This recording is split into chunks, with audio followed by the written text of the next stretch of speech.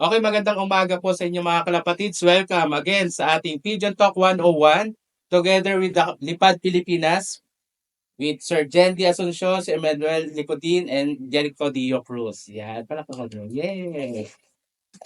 Okay, welcome po sa Pigeon Talk 101 with Boss Jaime Ling. So, ang topic natin for this event is ang Lipad Pilipinas International All-R natin this coming Pattaya, Pamok, and then mga international all. So, Sir Jendy, yeah. Actually, it's a privilege na ma-interview ko si Jaime Lim ngayon, boss. Ito talaga I'm very passionate dun sa third East Pigeon na nilipad mo. And I think it's eternal my name. Ang isang tanong ko sa iyo, boss, anong specific traits and race performance na nag-convince sa'yo na kunin yung ibon? And ano yung main factor nang in-acquired mo yung eternal mailing na to? Uh, Before, actually, I acquired that dun sa PIPA Auctions Manila. Nung pina-auction ni Kirby. But before that, si Alex Tang, meron ng import and doing very well. That was 2 years before nung nagpadala si Etienne Merlin dito. That's why I was determined na mag-bid ng ibon niya. I bidded several birds and all of them nagpa-perform. So, a follow-up question, boss. Ano ba yung key factors ni Ace 2, yung third Ace Pigeon na main factor kung bakit siya nanalo? Genetics ba, condition, or racing instincts? My my thinking is one siya sa pedigree, sa genetics. Genetics. And that bird, napakagaling. Nasa top 25% in all 5 laps and nasa top 500 siya palagi. And meron siyang top 100. Hindi ko napansin yung result niya. So, para sa akin, parang malayo. Dahil I'm accustomed sa Philippine result natin. For the top 10, top 20. Sila doon. Pag nasa 400, matulin pa rin dahil 11,000 birds. Yes. Kasi kung i-convert natin yun sa percentage nung pauwi sa dami ng ibon, laging pasok si Sir Jaime sa 20%. Yes, Yung pauwi. 25%. Top 20%. Kasi sa speed yun, ganun yung binabasihan. Yung percentage ng place mo, hindi yung kung ano yung place mo nung umuwi ka. Saka percentage, plus how many entries, Yes. speed, yes. So, isa pang factor, ito sinabi rin ni Mike noon, especially yung nag-meeting tayo sa Libono. Ang sabi niya, ang Pattaya daw is easy race but hard to win. Yes. Bakit kaya? Ang speed, ang tutulin ng speed meron na 1.6, mga speed, 1.8 pa minsan. 2,000. But 2,000 ang dami rin di nakaklak eh. So out of 11,000, ilang thousand lang nakaklak eh. So I think it's a tailwind but a hard race din na hindi gano'ng kadali. Okay. So yung mga nasa top birds, imagine mga big block, mention din mga Patriostones, si Laganos, sila mga sikat. Wala sila sa HP yun, top 100. Yeah. Wala sila ron. Pero this is the first time yata na nabanggit nyo nga before. 10 years ago, wala tayo sa top 10. Pero itong recent years, tatlong Pilipino ang nasa East Pigeon. Anong factor kaya kung bakit tayo nakapasok sa 30? Nakapag-improve na tayo sa bloodline. So I think genetics, sa bloodline. Dahil kung sabihin mo sa management, one lop yun eh. Yes po. Sa one lop race, so same management, parehas lang naman, pati mga big lop sa abroad, nandun, I think it's the genetics. And the birds I got from 18, I think it's very good quality. And nag-import ulit sa kanya. So, ngayon po ba, pag especially international, what's the difference between competing local and international? Are you preparing to get a position na winner to winner agad, kagaya ginagawa ni Ganos, or talagang nila-line bid o dinidevelop mo muna yung ibon bago nyo ilaro international? Actually, itong Pattaya, I bidded 59 birds. So, mostly complete lacking up to 600 kilometers. I keep on buying them. If they can perform 600 kilometers, complete lacking, I need that for my soft race. So, pinapansin din ako dun, boss, na pinili nyo sa mga position nyo, mostly, yung iba doon, no pedigree, pero Complete complete Unload lacking. na, Yes. unload. Oh. Marami dyan not from China. Hindi nila binabuyback pa. They keep on bidding, ibon ng iba. Pero ibon nila, hindi lang binabuyback and they don't issue pedigree. So, walang magbibid. Sila nagbibid ng ibon ko at ibon ng European. Pero ibon nila, hindi lang binabuyback. So, I was concentrating sa mga China bird na yan kasi mahal sila bumili ng ibon. Good Yes. bloodlines. They have good bloodlines with them. So, I think they have a good chance. Ayun. So, another question for me was, ito yung ano yung factors you consider in one love race? Ano yung tag dito? Ano yung kino-consider mo on selection and preparation for one love race? Kasi sa club racing, kilala na kayo sa PHA that is still consistent in the race. But right now, pati sa one love race, you're performing. Sa one love race, because sa abroad yun. Mhm. Dito, talaga suko na ako sa lambat. Pag nilaro ko rito mga ibon ko, hindi ko sigurado alin ang good bloodline o alin dyan ang bulok. Now sa abroad, like say sa Pattaya, walang lambat doon eh. So doon ko masusubok mga bloodline ko. Doon ko malalaman which bloodline I should concentrate on my breeding program. Yun, so from now on, nag-usap kami ni Miguel, my Lokman. We'll be concentrating sa abroad. One love race like si Mike. Siguro, pro one love race na lang sila. Yes. Ang masama rito yung lambat. Minsan magandang ibon, tapos kala mo bulok, hindi mo ma-develop yung line, sayang lang. So doon ko makikita mga good lines. So, kaya pala yun ang factors nyo talaga na aside from performing here in the local races, talagang ang main goal nyo rin is yung ito up to my next question. What is your next big goal for another One Love Race project? Meron ba merong specific bloodline na gusto nyong i-develop na talagang specifically na pang global performance ang at aside from Eternal, meron pa ba kayong next project na gusto nyong ilaban sa international competition? Yung Koopman ko, I have a lot of Koopman. I'll be concentrating on Koopman also. And I think Koopman won the final race ng 530 kilometers. And marami dyan na mga big lock. Nakita sa pedigree lang, puro may Koopman. So I'll be concentrating sa Koopman. I see. I think Mr. Emmanuel Licodin din have a 600 kilometers finisher. Anong line niyo, brother? Yung 600 kilometers ko po sa Pattaya, last season is Peso, cross ng Kittel. I see. Tapos Yung yung Kital Galigay. John Caruncho. Okay. Anak na po, island born na po Island ni born. Caruncho. Then cross ko sa Quezon. Mhm. Tumapos naman ng 600 kilometers. Yung ba yung laki na Alejandro? Yung Ay. yung Rodrigo. Rodrigo. I see. Complete locking. Yes. Okay, good. Also, we have Jericho Diocus also performed in the OLR din sa Pamuk. I think hindi nawala sa top 10 sa Philippines yun. Ano? Yes, mga siguro sa 20 times niyang kinarera sa Team Philippines. Siguro 14 times siyang nasa top 10. Anong lahi yun? 14 times. Parang kumbaga ang blending ko naman noon is from local bird na sarili namin develop and then pinarisan ko siya ng best kitten. Best keeper. Yung best kitten naman na-acquired ko yan from Thailand Master kay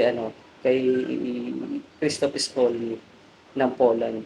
So kilala kasi siya as breeder din doon, magagaling din yung mga hawak ng bloodline. Nag-try ako mag-acquire which is okay naman sa unang try. For me, no, it's better to buy mga natapos na sa karera. Yes, sir. Mga galing sa Pattaya. Yeah. At least proven. Yes, sir. Yes, yes. When you buy abroad, yung mga young birds, hindi pa natin subok eh. So, ang dami ko in-import, nagkakal din ako eh. So, selection. Okay. Pero dito, subok na. Kung they can complete 600 kilometers, complete locking, good. Di parang Nelson may isa rin eh. Complete locking, they burn. Opo. Sa Ay, Pattaya. kasi binili ko sa Lokman ko kay Miguel. Sabi ko, abangan mo ito, ibigay ko i-regalo kay Nelson. Lumusot sa kanya. So yung dalawa, nabid ko. Pero second day, complete locking rin. I also found do sa 65 pigeons na in-acquire mo, kinuha mo rin yung mga iba ng Filipino, like yung kay John Alegre, Yes. kay Boss Nelson. Why do you select those birds? Yung kay Nelson galing kay John Alegre. Yeah. Yung breeder, niregalo ni John sa kanya. So, yun ang sinali niya. The bloodline na meron kay John, magandang bloodline niya. He got it very expensive. I got it from PIPA.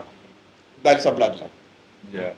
Genetics. Genetics pa rin ang Genetics. basis. For me, number one is bloodline. Genetics. Why there are some bloodline na ayaw ko gamitin. Hindi nagpa-perform. So, it's genetics sa bloodline. So, another question, boss. Are you, do you believe in horses for courses? Na kung yun ang nanalo sa ganong klaseng karera, eh yun din ang pwedeng gamitin na breeding for that kind of race? Yes. Okay. So, that's why we acquired pigeons from Thailand kasi doon din natin ilalaro yung mga Yes. Okay. Saka pwede ko rin laro siguro dito sa South. Yes. I see. I see. Ayun, then, may question din ako kasi dito sa Pilipinas, merong North, merong South. So, may two different type of race. Sa Pattaya, meron din different kind of race. Sinasabi nila, easy race pero hard to win because the number of birds masyado marami. Sa Thailand Matters, parang gitna eh. Di ba? Pero pagdating naman sa PAMOK, hard race din naman daw yun. Talagang parang yun naman ang South sa atin. Okay? Kaya, meron ba kayong specific bloodline na inilalaro nyo for Pattaya, PAMOK, or Thailand Wala Master? doon. Pareho Wala, lang. pare-parehas din. Parehas lang. Ang hindi ko lang medyo nahirapan lang kami sa mga Arab country, Kuwait, Dubai. I don't Ang know. hirap, sir. Hindi nagpa-perform birds ko doon. Pag doon ka naglaro sa Like in Dubai all out. Dubai. Yeah, okay. Ang hirap naman kasi talaga. Kuwait. Oo. Hirap din eh. Hindi kaya Pero- sobrang init talaga, hindi nakaka-survive yung line ng ibon. Pero napansin ko yung mga best kibble, like for example sa'yo, saka yun sa'yo, pagdating sa Pattaya, talagang, kasi nga flat surface kasi daw doon eh. Kaya sabi ni Mike nga, flat surface kasi, kaya mabibilis ang ibon. Kaya nga yung kay Cookman, umabot ng 1.8 ka, tama ba? 1,800 One speed. speed. Eh sa atin 1.6 so tuwa-tuwa na tayo, di ba? Pero Saka hotspot 3 yata yung... Eh dito nga pag nag 2,000. 1.6 ka na speed, questionable pa eh. questionable na, di ba? Diba? Hotspot 3 or hotspot Oo. 4. Hindi ba kay Press? Kaya press Na Oliver, question. na question. Pero kaya naman na ibon totally. Kumbaga pagka nasabay, pag na tailwind naman talaga, kaya naman talaga kasi sasabay lang sa hangin eh, tapos plus speed pa, talagang matulin talaga yun.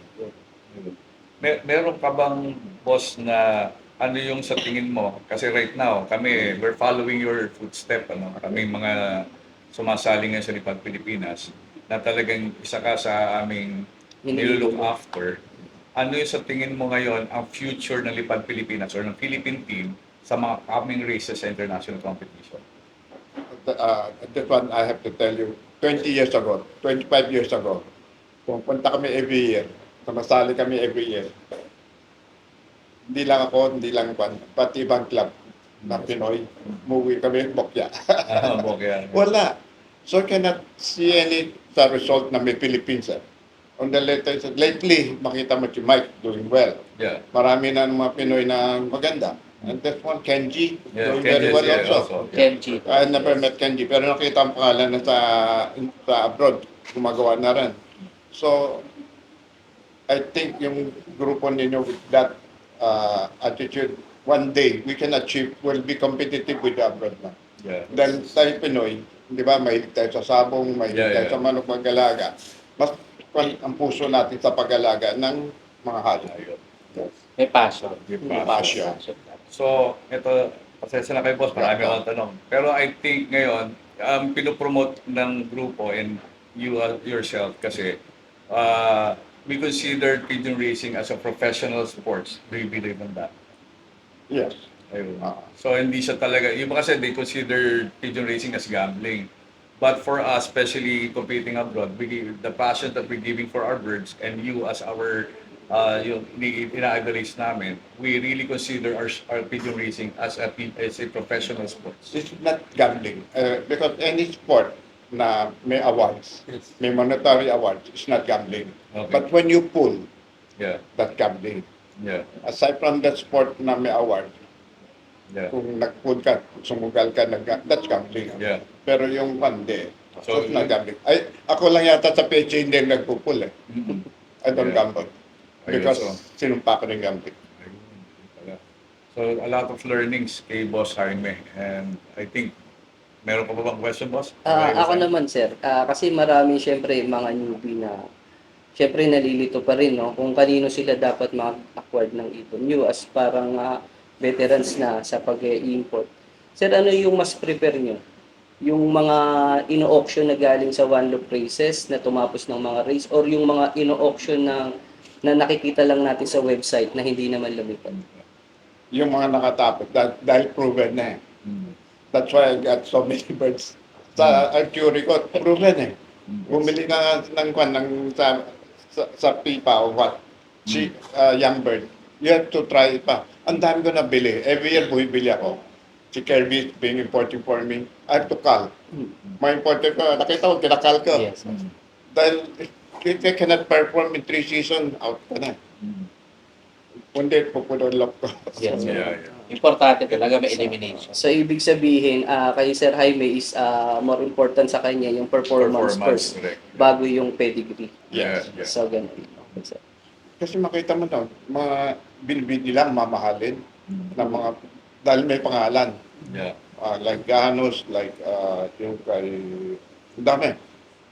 Ang taas ng presyo, pero dalawang lap lang meron pang isa lang. They bid so high Yeah. because of yung The pangalan. name. Brand, Because of the name. branded. For me, I like yung complete lucky. Yes. Si Parang Sir nakabili ka Manny. ng overall eh. Baka meron gustong itanong si Sir Manny. Boss, this upcoming season sa international, bukod sa Pattaya po, ano po yung lalaro niyo pa po? Victoria Falls. Yan.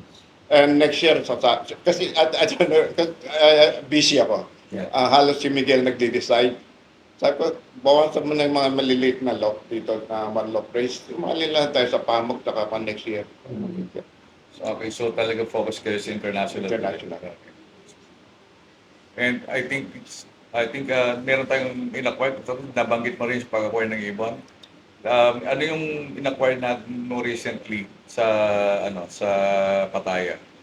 Bali ako ba sir? Oo. Yung akin kasi, yung nakuha natin, yung first Grand Ace Pigeon ng Thailand Master. Ayun. So, ang alam ko, ang naglipad diyan is taga England. Mm. Sa doon part na yon. So, nakalimutan ko lang yung name niya kung sino. So talagang binis Sa mo AP doon. yun, Grand Ace First Pigeon. Grand Ace Pigeon.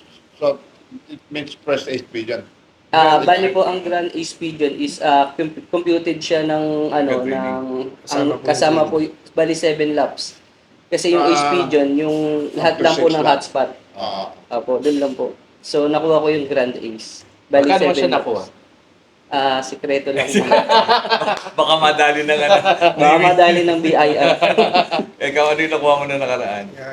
I bought second Grand Ace. Pero yung kwan, ang presyo bid price compared to Pattaya, lower doon o high? Mas lower sir sa Mas Thailand lower. Master. Kasi mas konting ibon. Yes sir. Yeah. Ang hirap sa Pattaya eh. Ang Yes, hirap sir, sobra. Saka ang hirap manalo sa Pattaya kahit sa bidding. Yeah. Minsan kasi, pag kung sino yung bet mo na ibon, for example, yun nga, yung brand na gusto mo, is kahit na sabihin nung walang magandang performance, mahal mo siya makukuha. Yeah. So, mahirap sabayan. Lalo yung mga Chinese, alam naman natin, di ba? Pagdating sa bidding, ang Ay, hirap nila magpatalo. kalaban. Ay, baka. Si Manny naman, ano nakuha mo na nakaraan? Yun, Sa'yo yung first Grand yeah, Ace. Sa kanya second Grand Ace. Nilipad ni Sid Tribe, boss. Sid Tribe ng China. Si So, Gigi walang Amin. pedigree but complete ka. Nag-base mo May sa... nabili ako. Yeah. Meron din sa China. Parang meron din yata kayo ng Wasip, right? Doon naman sa Team Lidon, ang nakuha namin is yung top 10 ng final race. Okay, pero sino ba yung Sea Drive din? Hindi, Thunderbolt. Thunderbolt. Thunderbolt. Okay. Pero meron din kami nakuha na Sea Drive na parang i-collab namin ni Manuel. Okay, so ito yung isang goal din ng Grupo Boss na pwedeng nag-collab ang kapwa Pilipino, Co-breeding. co-breeding para magkaroon ng very competitive competition abroad. Kasi, kumbaga, we're still in one flag. We're using the same representation, the Philippines. Kaya nga, ito sila Lipad Pilipinas. Kasi we all know, mahal po talaga ibon sa Thailand. But our group, after we acquired some birds na paparating, ang gusto rin naman natin, kumbaga, may bahagi rin sa kapwa naming miyembro, kapwa natin Lipad Pilipinas, yung aming mga lines para pagdating sa competition abroad, mas competitive po tayo. Kumbaga, natapos na natin yung 10 years na paghihintay and talagang we're very proud with you, with Manigo, and you as and Michael Cantara representing Philippines sa Thailand, and kami we're just following your footsteps. Mani ko, ganda rin ha. Third Yeah. clacker ha. Yeah, that clapper. On Victoria the final Falls. lap. In the I final think next to pa tayo is Victoria Falls. Yes, sir. lap. Yes po. Yeah. Then sino pa? South Silent Africa? Master. South, parang mga South Africa Pro? Africa Pro. Africa Pro. Africa Pro. Yeah. Ano pa marami pa nakita sa Europe pero never heard eh. Algarve, malakas. Malakas Talaga din rin po. ang garbage. Yeah. I said 25 birds, di na dumating through 2 years lang. Grabe. Ayun. So, at least nakikita ng mga viewers natin the difference between competing locally and abroad. So, ayun, sana meron pang sumunod sa amin aside from Boss Jaime. Kami, we're just following his footsteps. Then, sana meron pa susunod na generations na magtuloy ng Lipad Pilipinas or Team Philippines sa competing abroad. Okay, so dyan po magtatapos ang ating episode for Pigeon Talk 101 with Kalapatids, with Lipad Pilipinas team, with Sir Jendy, Sir Emmanuel, and Sir Jericho Dio Cruz. So, again, maraming po salamat. So, subaybayan niyo po ang aming mga next episode. Kalapatids Pigeon Talk 101 with Boss Jaime Lim. Yeah. Thank you.